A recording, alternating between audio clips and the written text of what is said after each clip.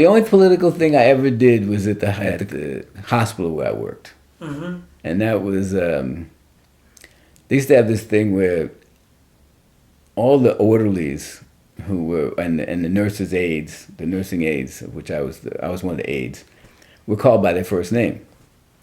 All the nurses were called by their last name, Miss or Mrs., and all the doctors were, of course, called doctor. And a lot of times you would have a student nurse who was my age, and she would refer to the 40-year-old nursing assistant as Susie. And Susie would say, yes, Miss Jones, or something like that. And so, and you have to understand, in the black community, in the Puerto Rican community, probably also, the idea of calling somebody by their first name was not appropriate unless you were older than they were, unless you were an older person. Younger people always called older people by their last name, so it was considered disrespectful. And they had wanted it to be changed, but the nurses said, no, we're called Miss or Mr. because we're nurses. And I said, no, you're called Miss because you were born.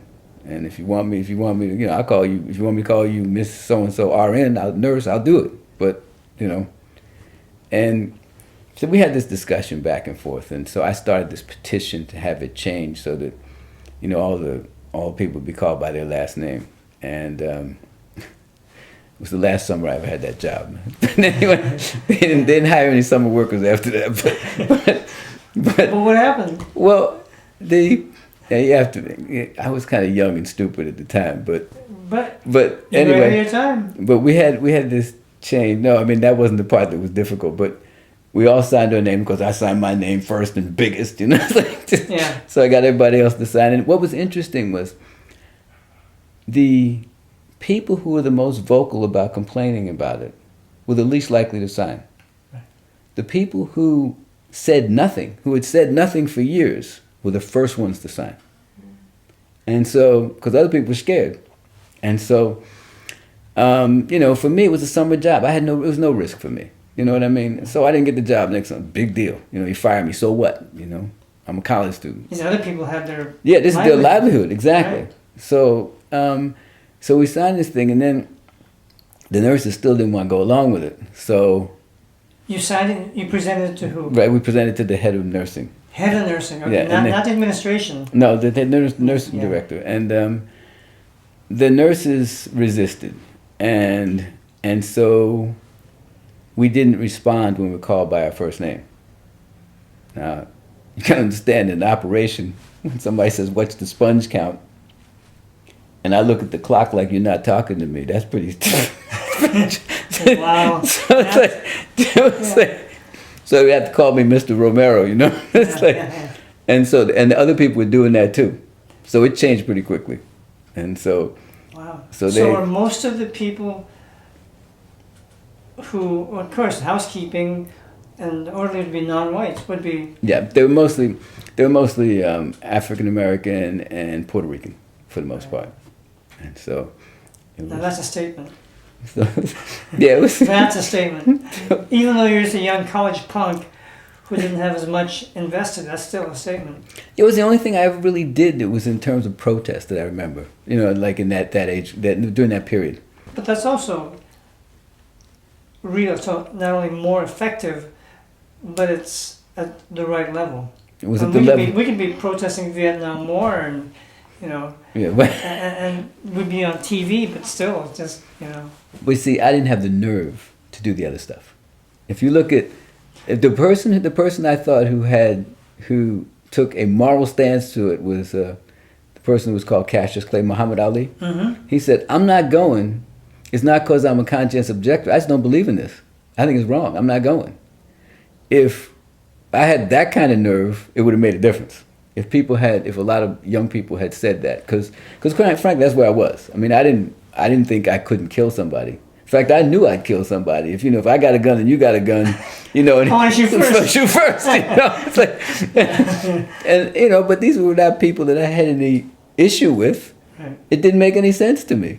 And I remember having this discussion, one of the few actual discussions I had with my father. You have to understand, my father didn't talk, but we didn't have conversations. But anyway, But we did talk about this once, and he said in the beginning, he was saying, well, you got to trust the government, and he'd been in World War II and stuff, so, he was a veteran. And near the end, he sort of, I'm sure he agreed with me about that. I got accepted at both the black medical schools. That was really a good experience because it was the first time I went to school where I wasn't the minority. You weren't a minority? No, I mean, it was a black medical school, so, But were they all black? About all except for about 10%. 10% of the class was white. Mm-hmm. So that was a nice experience, to go to school where, and it was the first time I had people I studied with, and I didn't realize that other people studied together. Mm-hmm. I never did that. I always just did it on my own. Mm-hmm. And so that was a really good experience. So. And what was the outside world doing? What was the American culture? I think that was the year that Martin Luther King might have been killed that year. That was my first. Well, I was in my first year. 68. Yeah, and so that was kind of a big issue. Well, yeah, I started liking it a little better when we got on these rotations where we actually did clinical work, mm-hmm. but I didn't find anything I liked that much. Mm-hmm. Family practice was not an option at that time. There wasn't a family practice residency. And each rotation I went on, I felt like, well, it's okay, but I'm not sure I want to do this all the time. And so I wound up doing a rotating internship. I did a year of internal medicine, and in that rotation, I also rotated to the VA. That was a good experience. I finished medical school in 71. 71. Okay. Before going into your internship, before going into the rotating internship, describe yourself at this point. How do you describe that young man? Ideas, concepts, outlooks, relationships with the world, I was kind of young when I started medical school.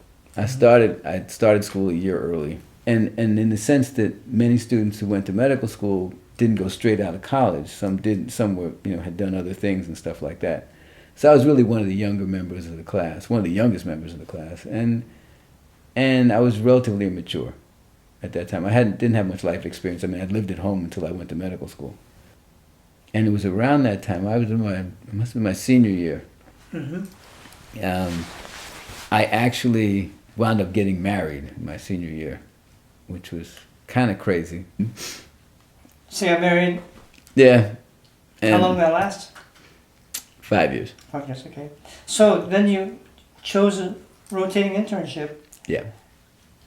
Yeah, and I would have wound up going to New York, but when I got married, it was like, okay, I can't, I had a older doctor that I knew in New York who wanted me to come and work at Harlem Hospital, and I was really planning to do that. But then when I got married, I said, okay, well, I may as well just stay here, and because this lady that I got married to, she had a son who was living with her mother, so he came and lived with us, and then we had another kid within a year, less than a year. So I had 2 kids, and I was an intern. I had 2 kids, and what was your salary then? It was bad. It wasn't much, huh? Yeah, well, it wasn't much, and we didn't have any insurance. In fact, I think at one point we actually had Medicaid for the childbirth and stuff, and so because I don't remember if I had any health insurance then. I mean, I guess I must have had something. I think, but yeah.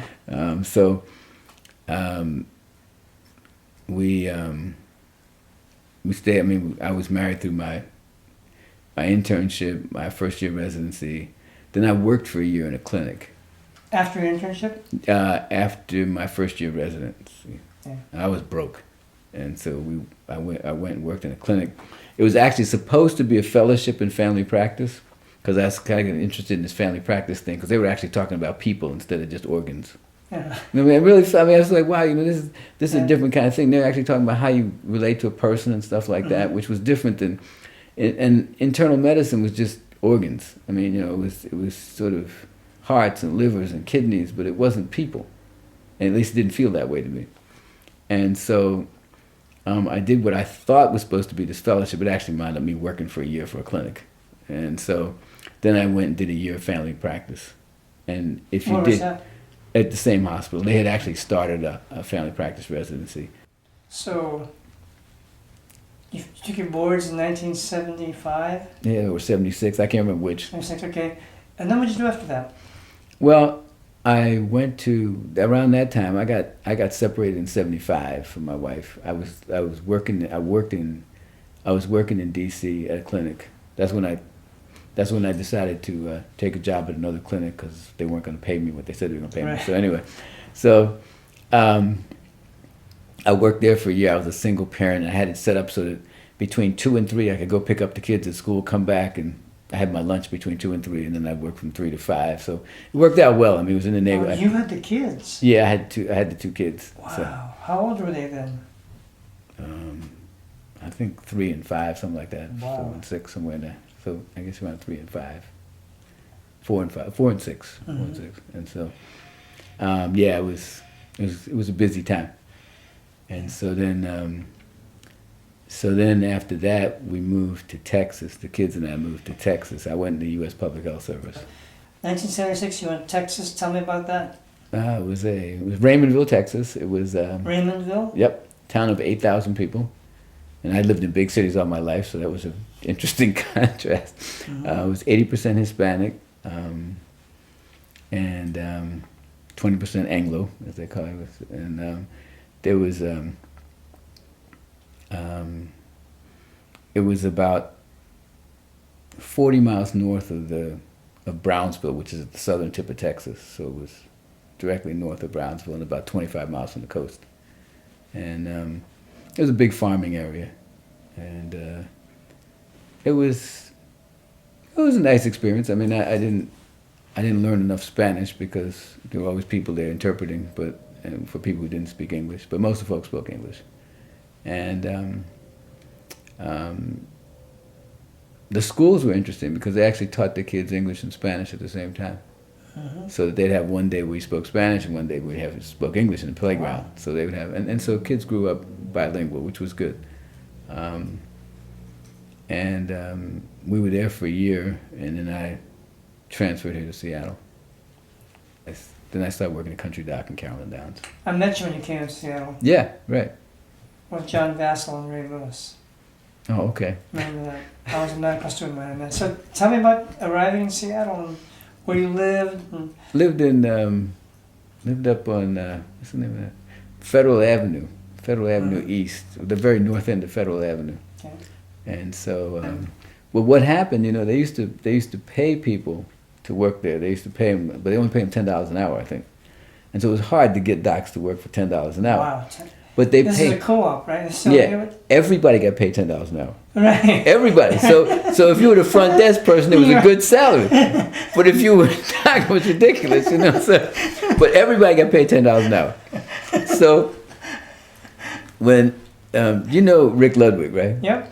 Rick and I were there together, and see. Who were the other docs there besides you and Rick? Just me and Rick. So it's like, so we were both in the public health service, so we were getting paid, you know, we were like expensive. They looked at us as expensive equipment. And it was really a major thing for them to say, we will allow docs to get more money, you know. But they realized, you know, if they were going to have something stable, they had to have more physicians, more, you know, they had to pay more. So you really liked the neighborhood health clinics? I did. I mean, that was fun because it was, I mean, it's just similar to Country Dock, and even more so, it was a real ethnically diverse group of people who came there. And it was in a housing project. So, you know, you could actually do home visits. You know, there were some of the older people I'd just stop and see after work and stuff. And it was, you know, it felt like you were really kind of part of the community in a way. And that was fun. The one thing that we did, you remember Medhani Melki? Mm-hmm. Well, Medhani and I had talked one time about... Well, maybe you can describe Medhani. Medhani was this Ethiopian physician, well, Eritrean physician, who was probably the most sensitive man I'd ever met. He was...